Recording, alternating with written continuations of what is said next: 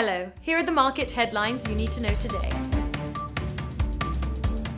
The Baker Hughes US oil rig count will be released at 1800 GMT, the Eurozone's current account at 0900 GMT, the CFTC yen net positions at 1930 GMT. The German producer price index at 0700 GMT, the Canadian manufacturing shipments at 1330 GMT, and the UK retail sales at 0930 GMT.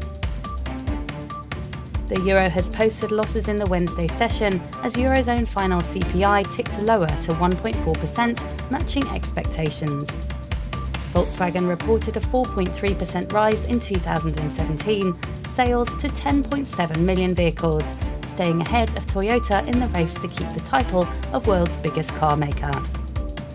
Gold has posted slight losses in the Wednesday session as US manufacturing numbers looked sharp and the capacity utilization improved.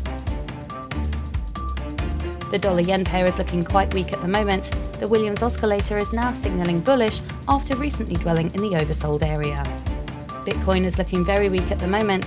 The MACD has been swinging rapidly, now settling in the bearish area. The price of gold is looking quite weak at the moment. The ATR is looking inconsistent, now settling in the low volatility area. The price of crude oil is looking neutral at this point. The stochastic RSI enters the overbought area after much improvement in recent sessions. That rounds up today's market review. Be sure to check iFOREX's future updates and other financial services.